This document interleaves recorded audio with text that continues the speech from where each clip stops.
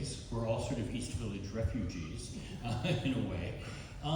And actually, that is a subtext for me for the conversation I think we're about to have, because as soon as I began to think about what Jane was proposing, which was artists in the Hudson Valley, I realized that we weren't really talking about artists from the Hudson Valley. We were talking about artists in the Hudson Valley, which means that I'm going to improvise here a little bit, but much in the same way that 40 odd years ago I decided that the only place that I could ever imagine living in order to have a proper career in the art world, of course, was New York City, preferably Manhattan, preferably downtown. We're not in that age anymore. And I've been thinking about all of the different factors that have gone into what I consider in a way to be a kind of a great migration coming up the Hudson River, and especially pronounced over the last 4 or 5 years with COVID. Just to contextualize this a little bit, I'm on my way tonight to an office that I have in Glens Falls, New York, which is 120 miles north, and the artists haven't arrived there yet, but we're sort of thinking it's going to happen any day now. And eventually, New York City will extend pretty much all the way to the Canadian border. But meanwhile, I have the privilege of being here with 4 of the artists in the show. And what I thought I would do is, rather than starting talking about the work, which I really want to talk about, and I know you do too, I actually was hoping, and I'm springing on a couple of them, if we could start the conversation by talking a little bit about life here, how life evolved, how life happened in such a way as to bring each of the artists here. Because one of the narratives that I keep hearing is, the movement up here brings you into another community, a different sort of community, and how artists relate to each other as members of a community, as neighbors, seems to be radically different from what people might have done or the way they might have lived in New York City back in the day. So I'm going to start with Tanya Marcuse, whose work you can see on the far wall. Tanya, can you just tell us a little bit about why you're here or how you got here? Sure. I'll use a mic or not. Do we need it? Yeah. Okay. Okay. So I don't really know why I'm here. I think none of us really know. I'm working on that. But actually, perhaps in a quest to figure that out, I had gone to graduate school at Yale. I was there from 88 to 90, another universe of time ago. I did some traveling immediately after, and then I was in New York City in the West Village teaching English at Pratt, and also making my work in my bathroom, dark room situation, very makeshift. But I had a very strong intuition that I didn't want to stay, and I remember phone books. I took out a phone book and I called the schools, the colleges in the Hudson Valley, and I applied for a job at SUNY Dutchess. I got a tenure track position there, and I moved to Rhinecliff in 1991. So I've had a very long, I don't even know whether to call it a relationship. It's so much a part of me, this region, and it completely changed my work. So I had been really working very conceptually, sort of theoretically about the body in the archive, and then began secretly photographing trees in 2005. Secretly? Yes, it was secret for a long time. I don't want to go on and on, but anyway, that's sort of, but then, so I feel like there's many communities up here that I get to be a part of. Now I'm teaching at Bard, so, Timothy over here is just down the corridor from me. Sharon and I have quick groups together and visit each other's studio. Marvin and I are dear friends, and we work together on Seeing Science. So I feel like there's really deep connections, and then I'm seeing people out here people I love and admire who are here. So I think that's I might go on, but here.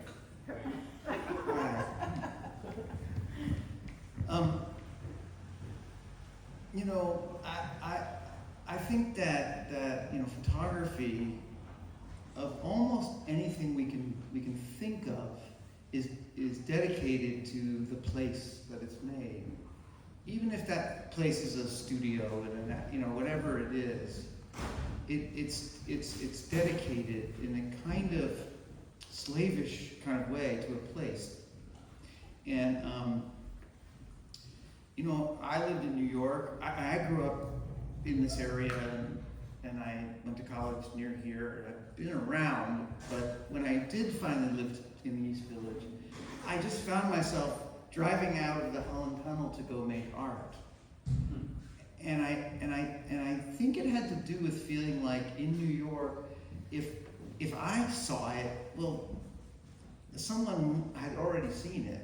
Like it was just this sense of not being able to be an explorer. And when you think of the periods in which New York City itself, is a very, very magnetic place for photographers, it becomes the subject too, right? So you think of the 50s and 60s and street photography, or you think of Stieglitz and Paul Strand and Steichen, like taking on the skyline. And I just always was like, I have nothing to say about this place.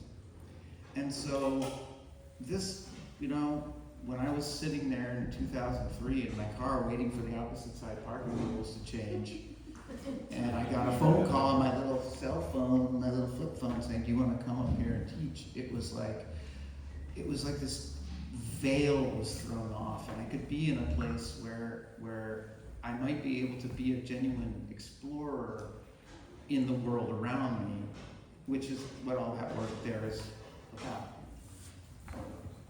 That was Tim Davis. And this is Sharon Core. I need Yes. to introduce everyone. Can you hear me? Yes. Okay. Yes, and my work is here on the inside before Tanya's. So after graduate school, I moved to Brooklyn, like many people did. And I lived there for 6 years. And I was showing my work in group shows and 2 solo shows. And like many others, me and my now husband lost our loft to gentrification. And When? this was 2003. Yeah, so a while back. And, looked for other places, but he taught at Vassar, and we had come up here, upstate, traveled around just like for day trips. I loved it up here. He did not like it as much. He is he loves New York City. But, I kind of convinced him to move up here. And, that was 20 years ago. And I really love it here. I think one of the things that drew me to the area was just being, in a more natural setting. I had a lot of problems living in Brooklyn. And, I think that this is just my nature, feeling like overstimulated and it's the struggle, kind of like grind of New York. And I had also never lived in the Northeast before going to graduate school. So this area was totally new, and I feel like it's been good for me, and it's been good for my work. Although I have to say, sometimes I think that I've turned into a gardener. So much of my work now is so, I ask myself, like, is anybody gonna get this if they don't know anything about plants or, so I wonder about that. But I will now turn it over to Marvin. Well, Brooklyn seems to be the turning point. I grew up in Brooklyn, I was born in Brooklyn, and as soon as I could get away from New York City on weekends, I did, and started going out to Long Island, to the Hamptons, another artist community turned sour, kind of, and lived there for a while back and forth, until it got oppressive with the single road going in and out of it, and the constant watching of who was in what show, and who was going to what party, and who was going to what opening. So my late husband, Maurice Berger, and I decided to come upstate, which we did in 2002. And I remember in East Hampton, the weekend I made the decision to get out of there, which when I was driving down Main Street and somebody in a green Porsche did a U-turn over a double yellow line in front of me, and I'm cursing the person out. And it was my friend's husband, it turns out, and I thought, gotta get out of here. The weekend we moved up here, the New York Times had a front page story, Hamptonites flee to move in OO-VILLE. And I thought, yeah. And I thought, oh shit, here it goes, right? And it was a wonderful change. It's an interesting community. It's getting to be 20 years later, a little too much of a community, and I live on the other side of the river where Hudson looks suspiciously like the Hamptons, and towns that are being gentrified look suspiciously like the Hamptons. And part of what was great up here was coming here and not having a social scene, and not having events that you felt compelled to go to, and not having exhibitions. And I'm kind of watching it change and think, okay, this is curious. So, but being up here is wonderful, and the nice thing about it is that there's a great community of people up here. There's a lot of talented people up here. What's also wonderful is so far, it doesn't feel like a compulsive attendance is being taken everywhere you go, and you see who you want to see, and it's beautiful, and it's a great place to think, and it's a great place to work. This is going to feel a little bit like speed dating, I think, as we go down the line. Because the next question I want to ask, and I don't see any reason to not pass it to Tanya, pass it to Sharon. But let's talk a little bit about subject matter, because Tim, you started with this idea that you really are dependent as a photographer on the place that you are. But how that becomes subject matter is maybe a different conversation. And I think for all of you, this place has altered in many determinative ways the essence or the subject of your work. And I'm wondering if you could say a few words about that. Yeah, I mean, it's so big, it's hard to even describe it or narrate it, but I will give just the simple answer that beginning with the secret body of work that later, became public, called Fruitless, which actually also was partly a contemplation of the rapid change in this area and the peril to open spaces and places like orchards. So actually all of the photographs in that series, or maybe all of them, were made on orchards that were on land that was for sale. And it was just a really important subtext to the work. And in my book, Fruitless, Fallen, Woven, there's one photograph that has a real estate sign. So that was the only obvious literal reference to that. So that was part of that work, but so much of it had to do with a kind of Martin Buber, a kind of I-thou relationship to the tree.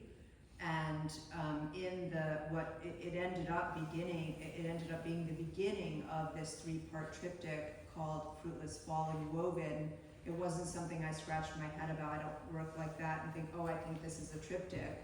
That's going to move in a somewhat more nonfiction mode, gradually into allegory, and then explode into some kind of more fantastical, all over compositions that are still totally photographic. I had no idea what was coming.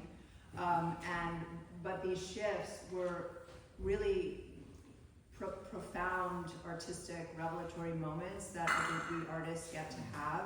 When over and over again I would kneel down with my 4x5 view camera and kind of look up and out at a single tree, try to kind of find that perfect vantage point where the tree could be kind of described portrait-like against the landscape, which is actually quite hard in an orchard. And then one day I start looking down at the ground as if it had never been there beneath my feet before. And I begin photographing the apples I was just speaking to someone about this in a kind of more nonfiction way. Then I began bringing them home and making little arrangements of them around my yard that the deer ate. Then I began freezing the apples so that I could preserve them in like a particularly beautiful state of decay. My family would all go rotten apple picking. It was like such a blast, How about this one, Mom? There's nothing left to it. It's completely hollow. Perfect. So in the piece I'm looking at here is actually a little bit of a hybrid of fallen and woven. Woven generally doesn't feature the apples, but this was a commission, and the person who commissioned it was kind of torn between like a fallen and a woven piece. So I felt like it would be a juicy challenge for me to kind of integrate the projects a little bit. And you can see that there's fall apples and then there's spring flowers. Of course, right now the lilacs are in bloom. So there's some very strange things that we witness, as being really intimate with the natural world around here. But I've loved being able to work with the believability and plausibility of the language of the photograph, but then compose and construct things which would not happen in nature. You would not have fall and autumn apples with, violets coming out of the ground and spring shoots. So I think that's enough for now, but there's, this is just a very deep subject, right? How this place, having a garden, being surrounded by woods, has affected, affected is almost too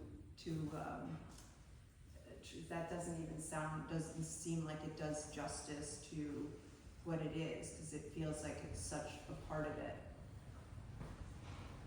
It's funny when you're describing your process, it made me think of that movie State and Maine. It's what's his name? David Mamet film about like making a movie in a small town. Oh yes. And in it, the librarian, who's played by David Mamet's wife, is talking to Philip Seymour Hoffman, I guess who's the writer, and she says, like, in a small town, you have to make your own fun. And one of the things that you were describing it as like that thing, and Marvin's thing about like the sense that there's kind of nothing to do, and you have to make it yourself. And there's that sense in which, like, we think of, I think, in New York City of like art and life being totally intertwined, but somehow they were always, you had to segregate them just for your insanity, right? And here, I just personally sensed that my constitution was abetted and driven forward by this place where the sort of like gravity was not there, which is why I call the work event horizon. So event horizon is where the light and energy finally can be released from the gravity of a black hole. And so here I just always felt like all I had to do was step out of the house, and I was suddenly in a place where no one was looking at anything, and I got to kind of be the person that was going to make my own fun. And I've been thinking so much about this idea that like what is your constitution? Like what do you want to do? If you have nothing to do for a day, what are you going to do? It's a thing I ask students now. Like what would you do if you have nothing to do? And whatever that thing is, I think defines your constitution. And my thing is wandering around in some place where no one's paying much attention to it and trying to suck up all the pictures that I can find. Just a forager, like the bear that went over the mountain to see what he could see, right? Just like a hungry guy that just wants to move, to be on the move constantly. And it just helped me to not be on a grid. And I also agree with Marvin that like in a way it feels like until you get a little further out, and this work back there goes, quite far out to find it.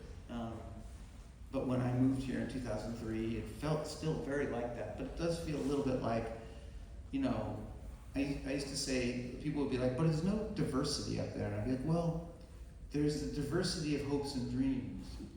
That you'd like, when you were in an art opening in New York and Roberta Smith walked in, every head turn would have the same two thoughts, which were either envy or disdain, or something, within the.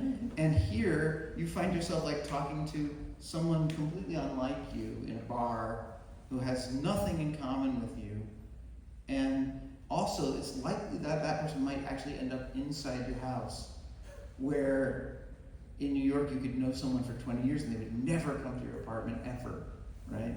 So, I do feel like there's been a little bit of it's quite a change, and but it's so weird here. There's so much weirdness. It's so bottomlessly weird. And I'll have friends that'll come and we'll go out on a drive and they'll be like, oh my God, like you're not making this up. There's just an endless amount of, and part of it is just space. There's just so space, and I don't know how many douchebags from the Hamptons show up here. It's still gonna be weird. I don't think it's ruinable. Totally. Right, I do think it's ruinable, but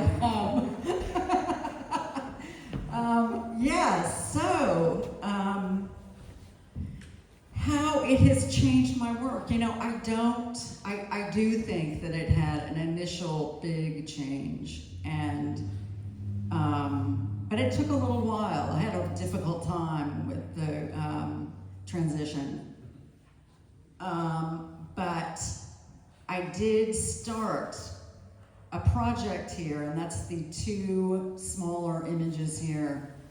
And it wasn't the first thing I did here. The first thing I did was to follow these trucks, these semis around the thruway, and I was out in the world. I was doing that, which was not, I have total respect for that. But I'm a studio photographer, and I think I was influenced by the history of the area, the agriculture here, and whereas in New York I had just left this series where I was doing exact replications of Wayne Thiebaud paintings in food that I would make, and I finished that series up here, and I think that I moved to early American, and these are pictures based on Raphael Peale, who, if you don't know him, he is, many people consider him to be the first truly American artist. And he was a still life painter. Agriculture was a very important aspect of art at that time, of culture at that time. And it was when I first began to make a garden. I had never really grown anything before that. I grew a lot that went into the photographs, not these. I did not grow lemons, and I did not have apples at that time, but I do now. A lot of I would need a particular watermelon that had a ton of seeds in it, which was not easy, to find now. So I started growing a lot of heirloom fruits and vegetables.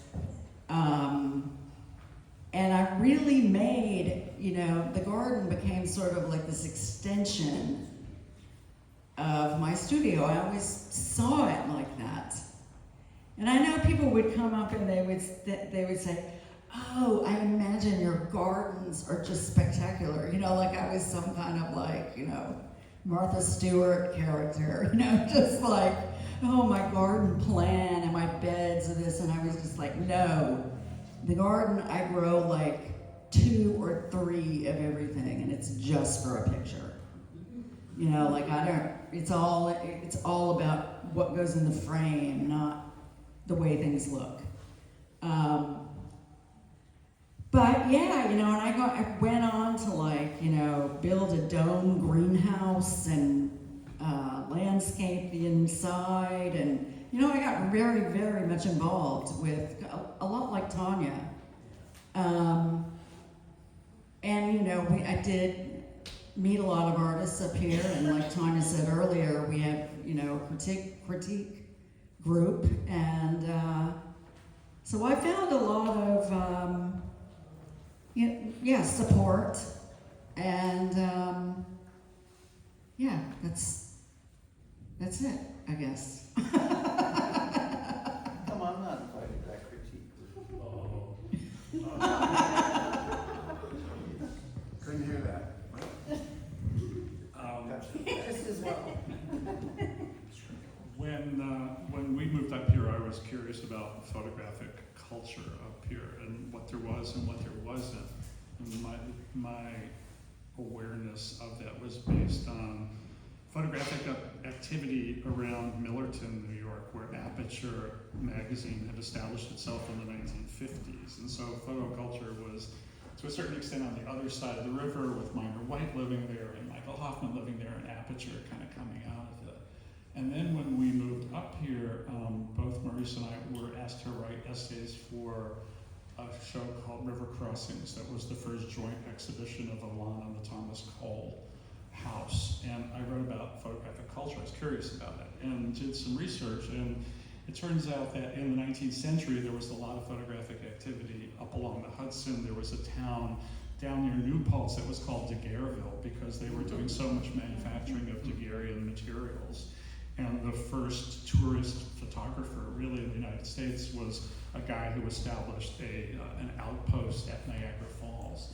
And so there's been photographic activity here since photography was invented. And you know, when I came up here, it was interesting to think about stuff like that. And I had been making pictures on Instagram for a while. I started out thinking I was going to be a painter. I wound up curating photography projects, running galleries, writing about photography, so stopped making pictures, but Instagram started me on it again. And it was when the pandemic began and Maurice and I came up here thinking we'd be safer up here, that I had a very different understanding of what upstate was going to be like, which didn't turn out to be true. Maurice died of COVID 5 days after we came up here in March of 2020. And so my relationship to the landscape, which was all lovely until then, totally changed. My sense of community changed because all of a sudden I was dealing with the Department of Health in Hudson, who was trying to help me, and the town coroner in Hudson, who was trying to stymie me, and the medical examiner who refused to, you know, look at Maurice's body to see if he died of COVID. And I got caught up in the politics of up here.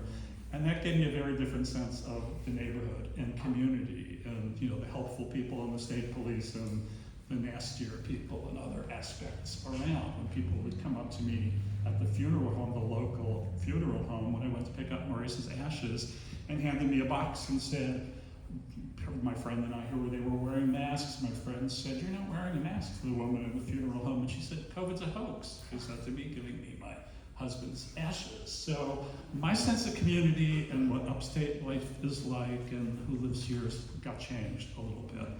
But what I also found out was in the last couple of years, I kept wanting to go to places and speak to the sense of space that were bigger and bigger. And that's here, you know. And I did a lot of reading about grief, and one of the people who I read about said something really interesting. It was like, go to a place big enough to contain what you're feeling. And I started doing that. And that kind of restorative nature of the environment and the landscape was really interesting. It changed my understanding of Hudson River painting and what that meant. So place and what's possible in it is interesting and changed a lot for me in the last couple of years.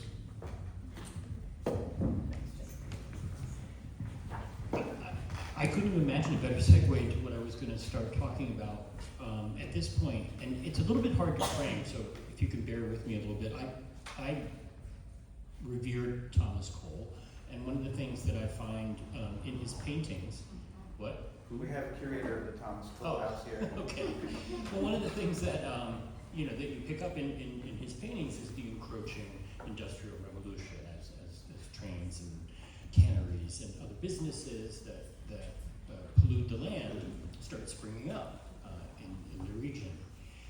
And I think about what you said, Tim, before about place, and not just place as the determinant of the artist's work or how the artist is developing a vision, per se, of visual content, although obviously that's there too.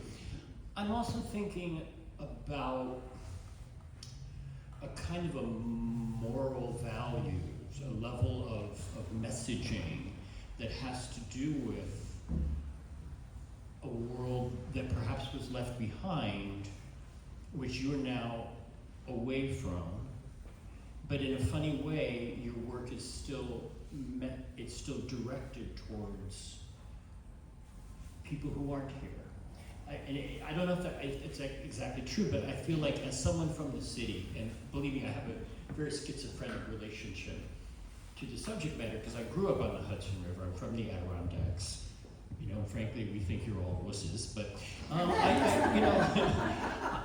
I'm from the city. We say upstate, right? No, we don't say upstate. We say North Country. I know. And don't ever say I know. yes. So, no chip on my shoulder, right? But being in the city, when I look at your work, when I look at the four of you, I feel like you're telling me something about certain values that we all assumed, that we all maybe didn't question. We just sort of embraced them as part of our professional commitments, let's say, to our field. And now, in a different place, at a different stage in our life, the message is changing. The message itself is altered. And I want to really stick to this idea of values, because, again, I'm from a mill town way up the Hudson River, and the kind of dichotomy that you're talking about, Marvin, between the landscape and this giant space that contains what you're feeling, and then the sort of the narrow-mindedness and closed conservatism of rural life in many aspects. This is a balance that you're always going to confront. But again, I'm looking at your works as a city boy, and I'm picking up a kind of a critique, not of the industrial age creeping in, but actually of gentrification creeping in. And I don't know if I'm imagining that, but I feel like it's too late to worry about the factories, but it's not too late to worry about the kind of quality of life that we can find, that we can develop, that we can create an image of, and that we can share with others to say, consider this. Consider this set of values as an alternate set of possibilities. Anybody want to pick up on that idea at all? Tim, please. Yeah, I mean, I'm engaged by that question because my work is so social, right? It's all about wandering around in the town and spending the whole day on foot in some place I've maybe never been. And it's one of the really complicated things about photography is that it's like I can't get over the fact that I feel like it's a bottomless resource that we're not going to run out anytime soon, and we're not using up anything by making them. And one of the things that I feel more and more is that I'm not totally certain that what I'm making is art, and I don't care, and it really is because of the positive feeling that I get from doing it. That however much negativity there is in the world, in our lives, in what we're being told about the world, whether it's all true or not, there's this feeling we get as photographers of connectedness. And every time we press the button we make an entire image, right? And I always feel like you get a little pat on the back from your mommy. Like, good job. And then you get to start, like in meditation, right? You get to begin again, like right away. You just start completely over again and make another one. And so I'm wandering around in these towns, which I am from a town like that, but it actually doesn't mean anything to me because I feel a little bit like a weird angel that's there to just kind of go like, there's just more here. Like, look, like here, oh, look at this shade I'm gonna pull down. There's just stuff here and it's meaningful.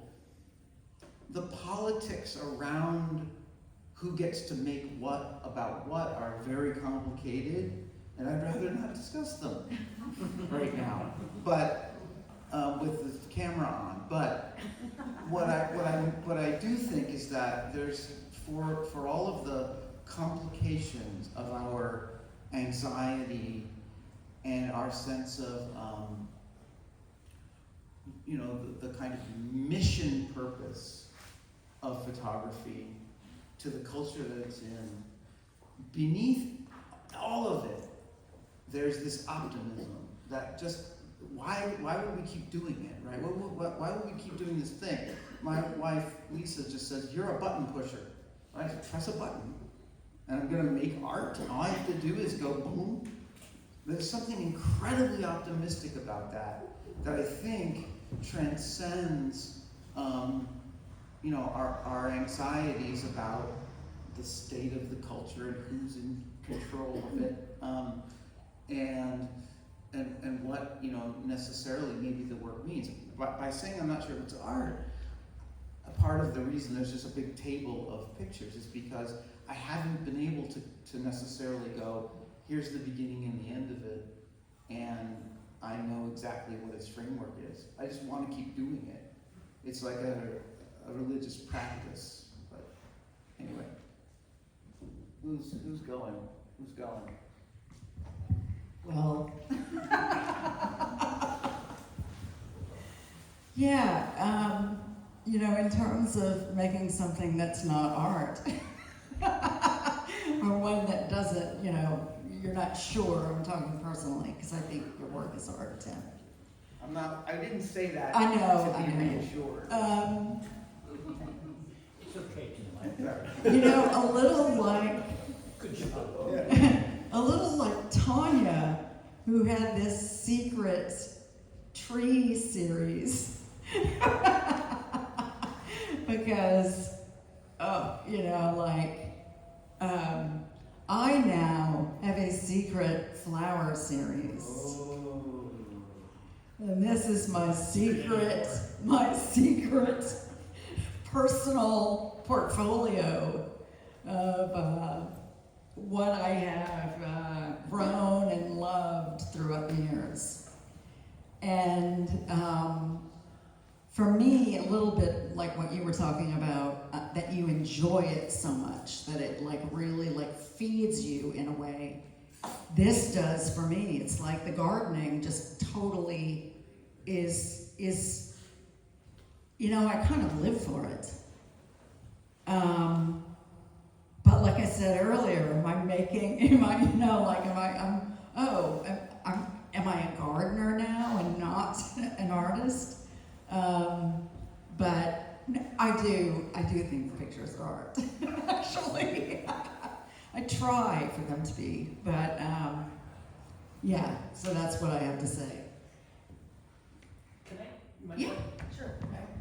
I feel like I only said half of what I meant to say when I was talking about the current crisis, and the other part of the crisis is an ecological crisis, and maybe we should forget about gentrification and set that aside and talk about ecology. I can't help but feel in both of your cases that the growing sensitization towards nature as a subject it's not a warning, it's actually the opposite. It's the result of an effort which you both made individually, which in a way your work is saying to us, you can too. This kind of intimacy, this kind of close-up relationship to the perishability and the cycle of life and death in nature, it's available, it's accessible. You just simply need to make an effort. So maybe in terms of the ecological crisis that is mounting in our time, maybe warning wasn't the word I was looking for, maybe a message of almost permission. I don't know, because I think in my work, and it's certainly in the newest work, which isn't here, it's called Book of Miracles, which kind of pushes into even greater, far greater sort of fantastical direction. But I think I am really interested in shame and destruction. And I think in the work, there's all of the beauty and the life force is completely inextricably linked to the powers of destruction, human destruction, natural destruction. And I guess I would also say that as much artifice as there is in how I compose and construct a tableau for certain methods that I use to make some of my photographs, what was I gonna say? Oh my God, that was like, I just completely lost the sentence. It was about like the artifice, right? Yes. Yeah, You're the fantastical. the fantastic, it's just gone, it's just gone. I don't know how that happened, I'm so sorry. Total collapse. Oh, I know what I was doing. It's like, the natural, I don't see it as apart from us. I don't see it as like, let's say, I get it in terms of like this sort of art historical thing, and there are these like genres, and there's like landscape. And this has come up actually, this whole question of landscape. Kate is here, a brilliant curator at the Cole House, and one of my pieces from my series Woven is on view actually in Thomas Cole's bedroom. And the question of like, what is landscape? Do I think I'm a landscape photographer, or do I relate to that? I don't at all. I've never thought about myself kind of as a landscape photographer, and I think it's something about the way that the word landscape feels as if it's something far away. It's a view, it's the artist, the photographer is like over here, and the landscape is over there. And so for me, this kind of intimate tactility, and I guess that's one of the things you're describing, that like offering of this much more intense sense of connectedness to these cycles of growth and decay around us is just incredibly powerful. And I would just say, like, I so agree with Sharon and Tim here about this sort of like that really powerful sense of affirmation.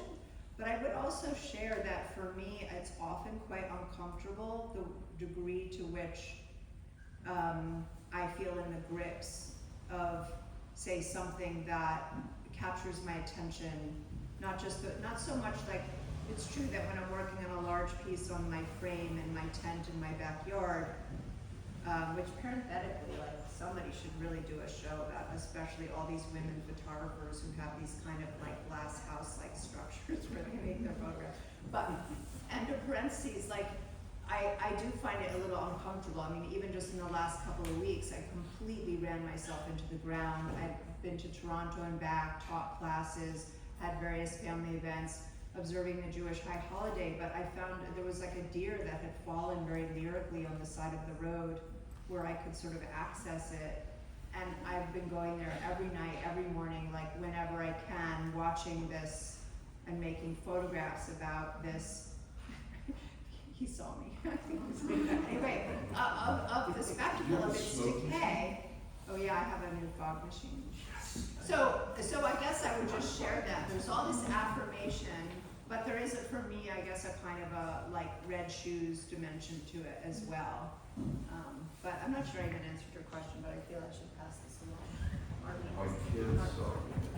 I don't have anything specific to add to this, except I'm in the midst of writing an article about, been writing a lot about architectural photography, which has nothing to do with the Hudson River Valley. So I'm writing about mid-century, Julia Schulman's color photography in mid-century California. And doing research on it, I was thinking about color photography and the whole idea of naturalism. And that's something that seems to tie into what everybody's talking about, and how naturalism was linked to certain kind of geographic areas and values that are embedded in certain kinds of situations. And naturalism is always linked up with photography, because photography can't help but be naturalistic unless you work real hard at it. And that's an interesting thing in terms of what Dan's talking about, in terms of ecological issues. You can't not deal with those kind of issues. You walk outside and they're all around you, whether you're looking under somebody's porch or working, in your studio or outside. And it also, again, ties back to the traditions, the artistic traditions of this area. What the values, whether they're aesthetic values or spiritual values or whatever, cultural values. It's all embedded in the place that we're in, and you can't help but reflect it in the work.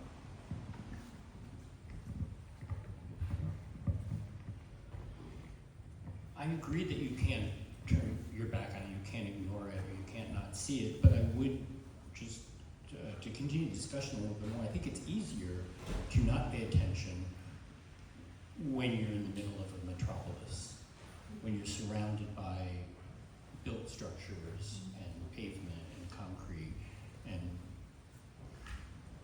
vehicles and everything around you. You can actually go from day to day without any reflection on nature, on plants, on trees, on how things grow, on how things die. You can do that in the city.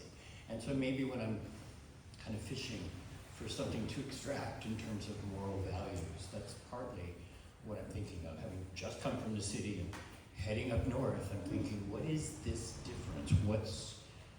What is it that these artists are pinpointing in their work that's different? And I think that's the dimension maybe that I'm intuiting. Could I just say something about that? Yeah, this also comes up as a teacher, right? Tim was talking about a student who, what do you do on a day where you might not have anything to do? I sometimes get, and I'm sure we've heard this too, where a student might say that there's like nothing to photograph on the Bard campus, and they have no car. And I think that thing, the make your own fun part too, is something I really, really relate to, or you just kind of create meaning. And I've made most of my work within a mile of my house, and I feel like it's absolutely inexhaustible. I'm working with a committee of vultures, there's several orchards, there's a pond which at twilight turns into some weird kind of metaphysical plane. Like, I feel like the intensity of experience, of observation, and the way that we can be so, like you said, kind of outside the pavement, aware of things that are different, that we've never seen before, never seen the lilacs in bloom in September. Things like, and for me, I feel like certain events, the flower moon this year was really exciting for me. I was out shooting all night in an orchard with some rescue owls. The comet Neowise was also a thrilling moment. Right, these things, I feel like there's a way in which it's all right there, like very cosmic, but also right here, right within reach. Did you just say a committee of vultures? Yes, I did. Is that the term for a plurality of vultures? Isn't that tremendous? So I get to say I'm to another committee. I'm so sorry I didn't make it. I was delayed in another committee when I'm really in this ravine with 100 vultures. And you're telling the truth. And I'm telling the truth. That's all I need. I'm selling my place in the city. And we're moving on to the hour. Before we turn to questions from the public, I don't know if anyone would mind, but there are other artists who are in the exhibition who are here today. And I'm just wondering if you could raise your hands and let us know that you're here. Whoa, there's a whole lot. Anybody, would you mind identifying yourself? Sorry. Seth David Rubin, the corner back there. Oh, wonderful. Thank you, Seth. Pete Money, the video in that corner. Of course. All right. Thank you. I'm Pete Monty. She's my doppelganger. Yeah. Wait, is this to tell the truth? This, No, I'm people. I'm Carly Rhodes and I have the birds over there. Wonderful. Thank you. And then, And this is my first year. great. Well, thank you all for being here. I could talk with this group. I find you guys fascinating, but what happens when you're stimulating a conversation among people is that people who are listening to conversation have questions and other things, comments that they want to add in. So it's kind of the cue. If anyone has a question for me, for the other group, a comment, anything else that they want to add. If not, we can just keep talking up here. But I wanted to at least open the floor. Sure. I was thinking about the Hudson Valley and people working on the object of here now. I mean, we are here now, but for example, my work is that most of the year I work in New Jersey, or South. And, but the Hudson Valley still influences it because it's a home base. It's a place where I can actually go back and not have to deal with all the shit that I just spent hours watching and looking at. And I think it's incredibly important in terms of rural space, having that. And like you're saying, the ecological question, everything is being impacted around here right now, whether it be outdoor lighting or, you know, new homes, all that stuff. And it's unavoidable. But anyway, sorry. So it's not really a question. No. It's just a response in a way. Great, thank you. Anyone else? Yes. Well, I kind of wondered when Tim Davis, you said that whenever you talk about the optimism of taking a photograph and how it's always a way to connect. And I always think of the camera as a way to disconnect because you're not there and the photograph becomes an example of the displacement of the thing, of the object photographed, the person photographed. Who's not there? You said you're not there, but what do you mean you're not there? No, you're there, but there's a disconnect as much as a connection when you take a photograph. A disconnect from what? You're from being human with the other human. I guess so. I mean, assuming that I feel like what you're saying is that there's only one way to be with a human being. Yeah, it's just a kind of objectification that feels more disconnected Well, than connected. I'm gonna let Tanya, but I guess the question is, if I met you on the street and I said, I'd like to write a poem about you right now. Do you mind if I write a poem about you? Would that be the same kind of objectification and disconnection? It would be. So what would be the way to stay connected? Would it be just to have a conversation with you or just make love or something? What would be the right way? I'm just curious. I'm not sure. I always respect disconnection. Yeah, no, I mean, I guess the thing is, whatever else happens between you, anyone here, and the world around them, right? Anything could happen. Somebody here might put it in a novel. Someone else might make an urban plan based on it. You know, there's a lot of things that might happen, or make a painting based on their experience. Other experiences will never get commemorated in any way, right? That's just the reality. They're not going to get commemorated. And one of the things I think about photography that's so magical, I essentially think of history as being up to 1839 and then afterward. And it has everything to do, I think, with how much the camera takes in, irrespective of the photographer's intentions, right? So when you think about like, what's his name on PBS with the zooming in? Ken Burns. Right? So Ken Burns is the preeminent historian of our times, and is doing it by going into photographs and going into the parts of them that the person didn't intend, into the background of a Civil War picture, and there's somebody that wasn't meant to be in that.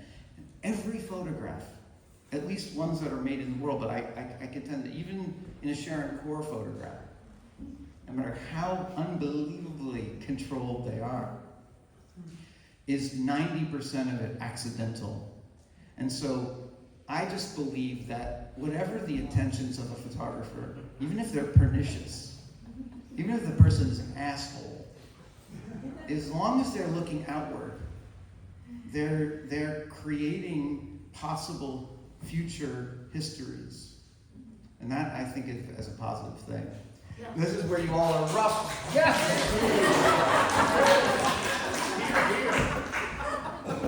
I needed comment.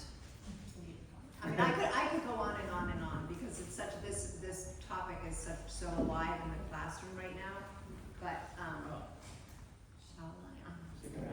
What is the I don't- topic? What do you call that?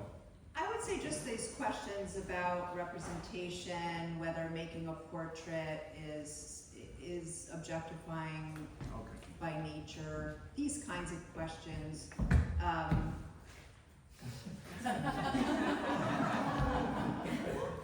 So, I guess Here's another question. maybe I would just say very simply that this idea of disconnection is something that I'll just come out and say I think that's terribly misunderstood, because I think, first of all, like photography, right? There's a zillion photographies. There's the photography, I just took a picture of a product I wanted to remember the name of.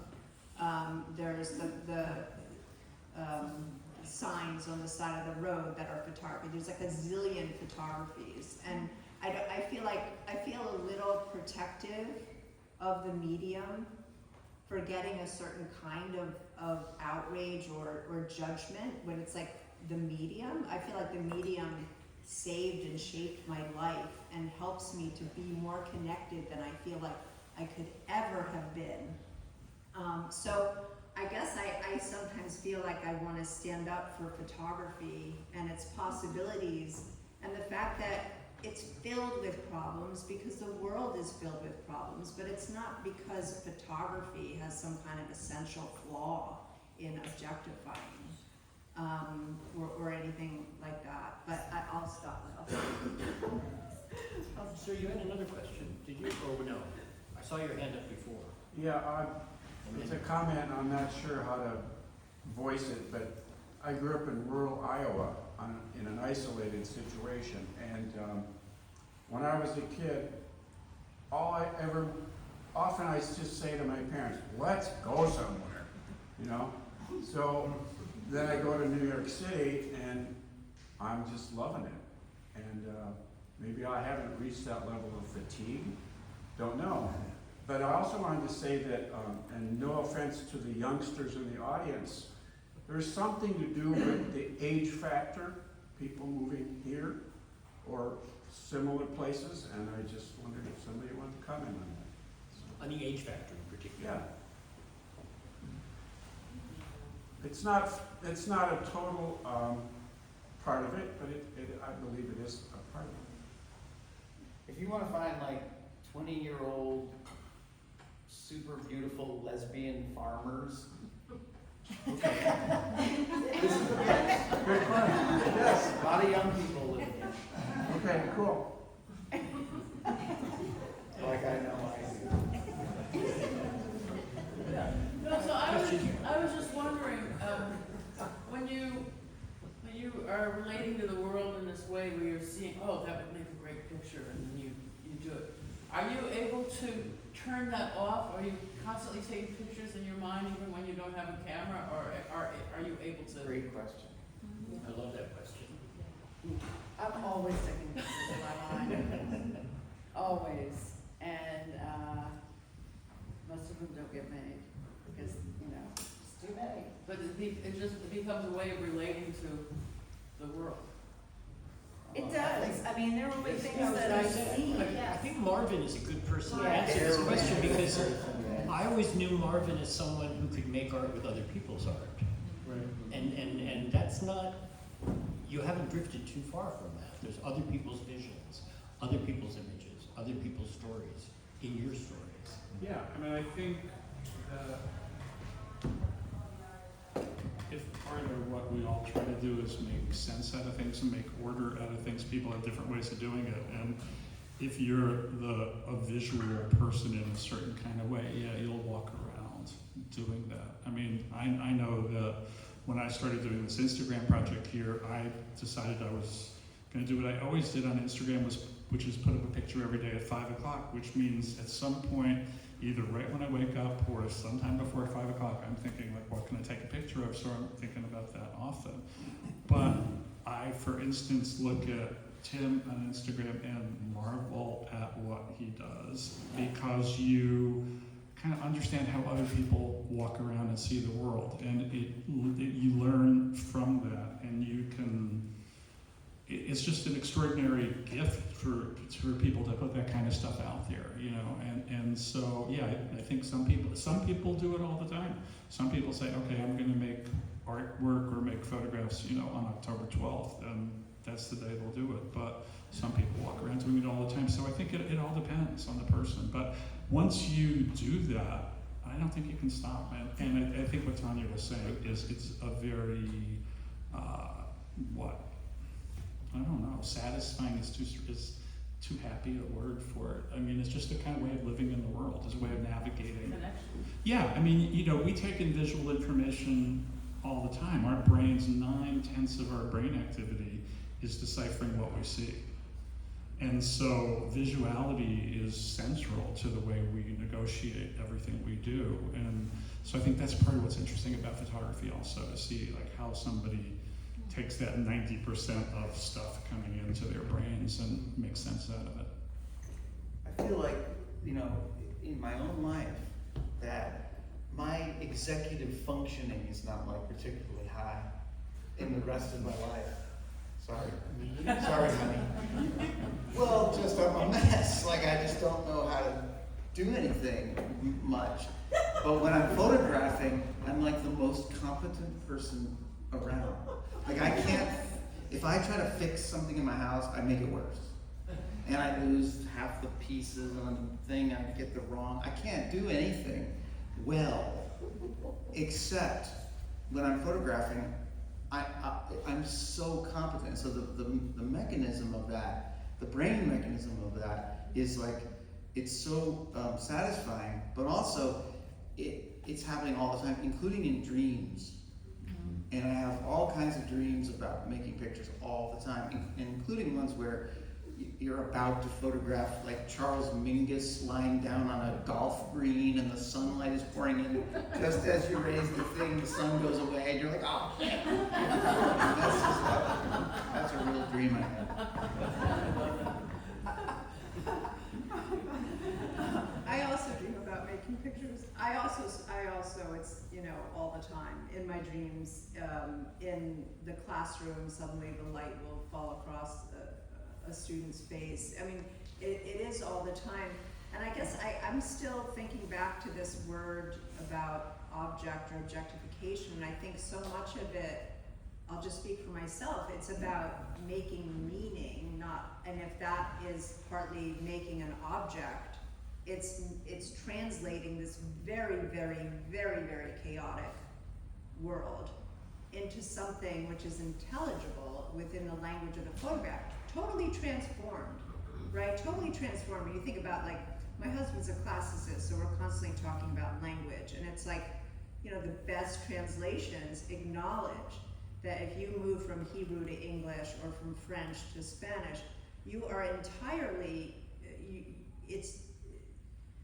you're making something new, right? And that the clunkier translations have all the vestiges of the earlier language. But as photographers, we get to have the ambition, which is, I think, a very difficult one, to make like a full translation of the world into this language of the photograph. And obviously that can look many, many, many different ways. And I think too about Marvin's big field, and going back to like Stieglitz's idea of an equivalent, right? That there's this sort of opportunity to look outward and look inward at the same time, and kind of make these discoveries of a kind of analog of internal experience outside, and also to be totally changed by what's outside to our insides. So, yeah. And if you look around the room, there's all these different artists making all these different responses. They're completely different. And it's one of the exciting things is like, you know, I'm out there, I think Pete Mahoney is out there photographing fireflies in the dark. Or, you know, we just got photographed by Seth Rubin back there under a bridge with like a giant sheet covered in pieces of mirror, and we stood there and he photographed us. So there's not any one way of making this translation, right? There's an incredible plurality of them that are in this great show, which we want to thank Jane for.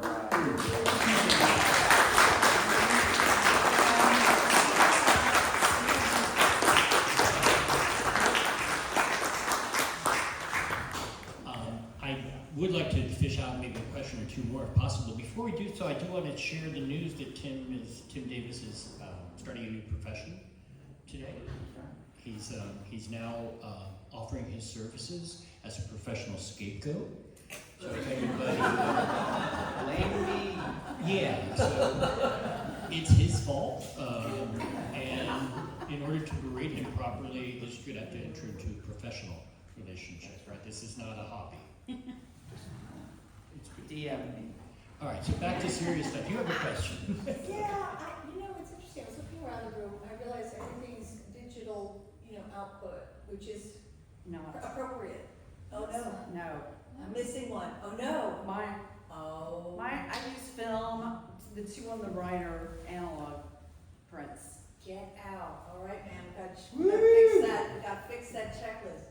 All right, I take that back. Most of the artwork's here. And I think it's appropriate because it's the medium, it's technology, I'm all for it, but do any of you ever look back at like the old-timey way of doing things, like silver prints, daguerreotypes, what's that, collagraphs? There's a funny one. Collodion? Thank you, collodion prints, yeah.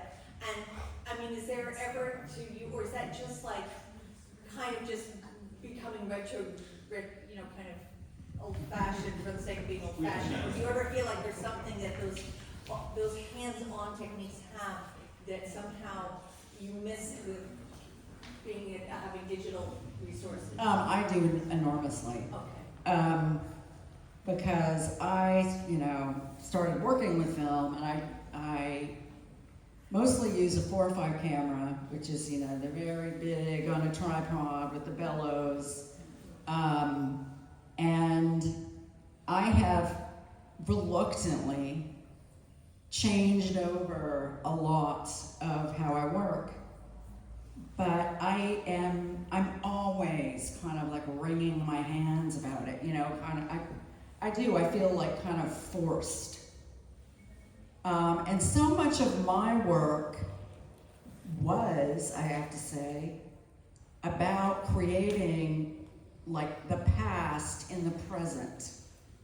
And so it was very much, you know, oh, I'm gonna bring in all of these things, create this. I always thought of it like a stage set, you know, and it's going to be as authentic as possible. In that moment, it is reality, and I'm photographing this reality.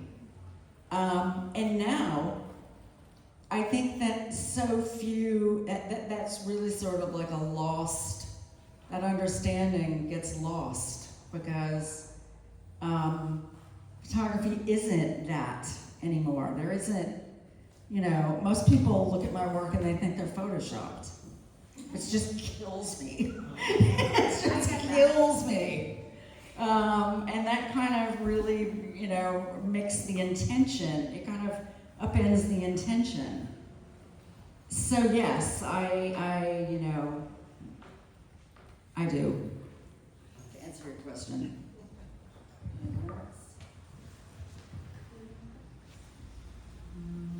Briefly. I've worked with a lot of artists and photographers over the years and have watched people complain about photographic materials starting in the 1970s when people were fretting about the amount of silver that was no longer in black and white prints. And I think the technology changes, the nature of objects change. I think certain people are more interested in object making than others. So for instance, for me, having run galleries and done museum shows and worked with other people's objects, when it came time to use photography, I'm happy not to have objects. I'm interested in the idea that I know how many people walk into a gallery every day. I know how many people walk into major museums every day. I know how many people will see a single picture I put up on Instagram every day. And if my goal is about communicating with people, then that digital place is the right place for me to do that, But if it's about making objects that you can spend time with, that's something else. Because I look at the photographs I've got up at home, and I look at them, and I care about what they look like. So I think it all depends on who's making them and why. It's what Tanya was saying. There's photographies, and what a photograph means now is totally up for grabs, which, if you follow at all arguments about artificial intelligence, what AI is doing in terms of image making is like, what's a photograph? So the medium has always been involved in those kind of issues, and I think that dialogue is part of what's going on.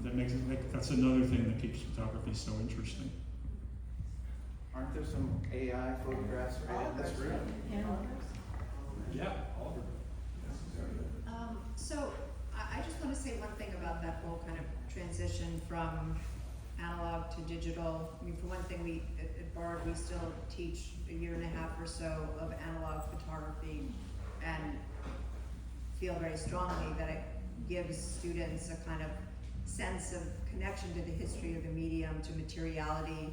It also instills a certain kind of discipline with the limited number of pictures, and a sense of responsibility for like the exposure and every aspect of like the other things that carry through to digital, like framing and vantage point, color and subject, but still to be materially responsible in a really meticulous way to what that thing ends up looking like, I think is amazing. But for me, I transitioned from analog to digital between Fallen and Woven, and there was a year of trial and error of trying to figure out how to realize some sense of intuition I had, that I wanted to capture the peripheral vision of the viewer, that I wanted to use this 1:2 aspect ratio. This is an exception.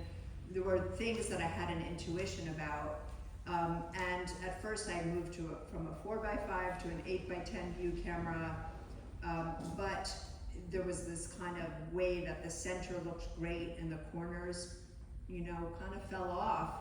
So for me, finding this method that I use, where I actually take between 30 and 50 digital frames from up on a scaffold of the construction that I make, stitch them together in post-production, I always feel like it comes back to this question of how the concept and the expression is organically part of the object that it becomes, and what that means. So for me, like, it really mattered and matters, I believe, that like a little stick in the lower left-hand corner is described with the same kind of respect as something in the center, right? That's like really part of the meaning of the work, or the fact that it's no longer monocular. It's actually a kind of collection of views. I feel like that's kind of part of the work. So I feel I'm kind of in love with the possibilities of digital, and now I'm also making photographs out in the world, kind of staging fantastical scenes using my digital camera. And so I don't actually mourn, really. I'm more embracing of the possibilities. Wonderful response. Well, do we have any more questions? I feel like this is a rich exchange, and I don't want it to stop, but we are over. You, sir? If we're over, I don't have to. We're not really over. You do want to hear whatever this guy has to say.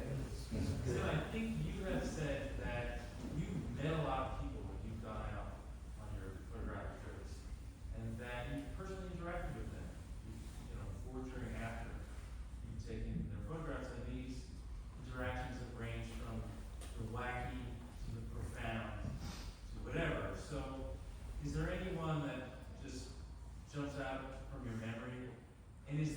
everyone you are still in touch with that you never would have known had you not taken their photo? Well, that's such a great question. It's funny, I'm looking around here, and I think I'm the only one with any pictures in the show of any strangers at all. I don't think there's any pictures of strangers in this show, except for mine. Phyllis. Oh, Phyllis is our strangers? Yeah. They're not people that she personally knows. Right. Actually, someone came in today with 2 children, and they were so stoked to see their picture on the table. Oh, really? And they were like, we're famous, we're famous, it's amazing, it's on the table, it's this." And it was really interesting, and I wondered if you had known them. I was too busy to ask them much beyond that, but the excitement of seeing, and clearly they weren't looking for themselves, but they found themselves. Oh, wow. I'm not sure who you're talking about, but that's very exciting. There's all kinds of stories about the people in there, and yes, I'm still in touch with some people, and one of the great things about the digital medium is the ease with which you can just send a picture back to someone. So my phone has a list of people's names, and some of them don't know their names, I just described them.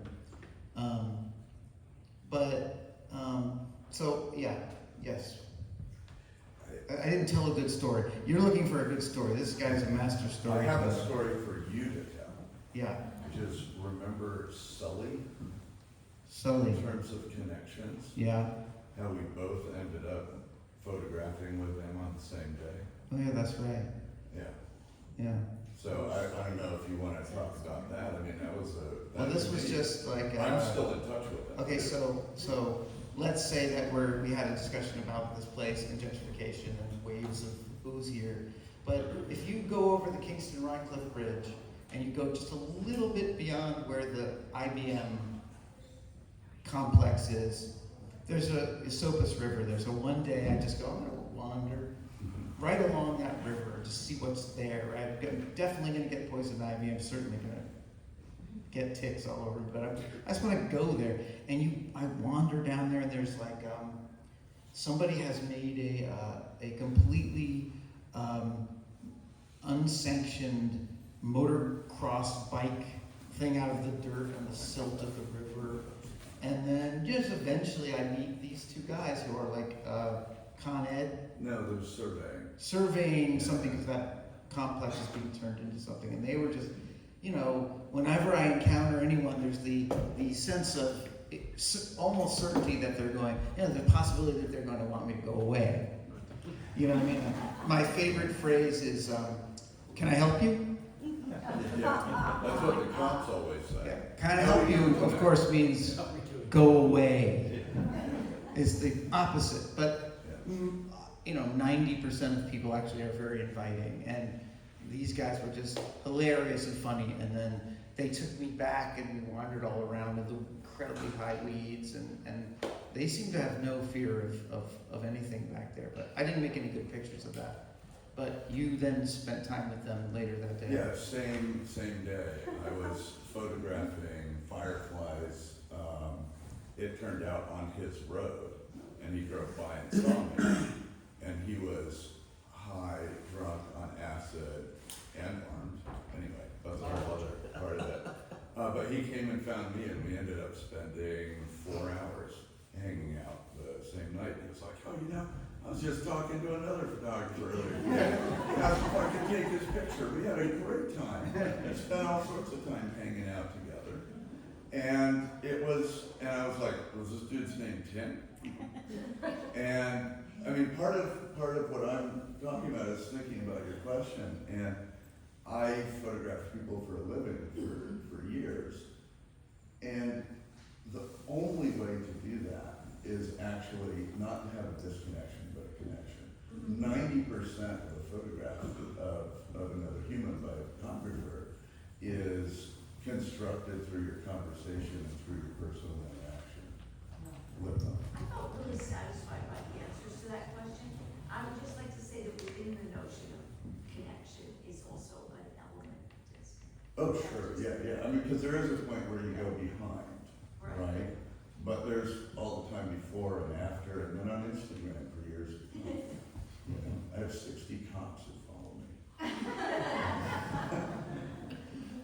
I just want to point out that here we are in a place where there's not a lot of people, it's not really a very dense population, and we've just decided to end the conversation with you and you photographing the same person in the same remote, rural location where no people are living. On the Good. same day. On the same day. And on that note, I want to thank Marvin. I want to thank Sharon. I want to thank Tim. And I want to thank Tanya for being fantastic. Thank you, everyone.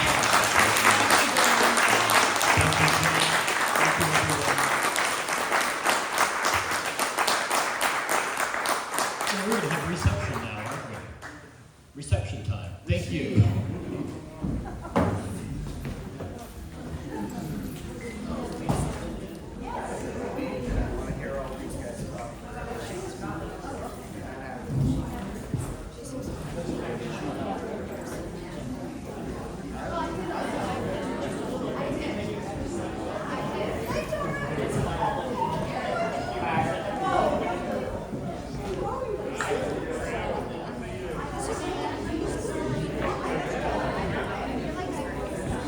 Hey, Jim.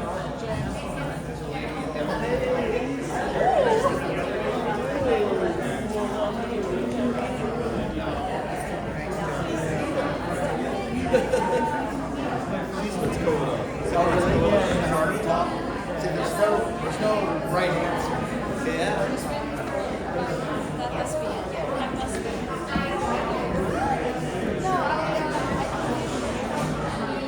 To do two things. We're pumping out. Because I'm working on Penny, young sister. Yeah. I know. She's has to move household stuff.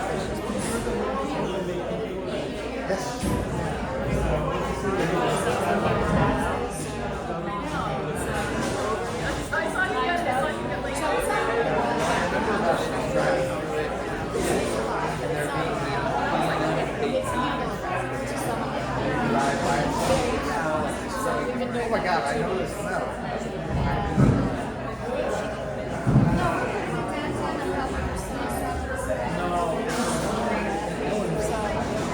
It's fine. It's just a process. Or a process. Maybe a process.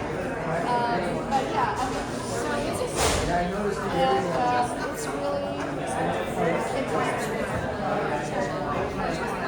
And it's really important. It's fine. But the thing is, we have a very good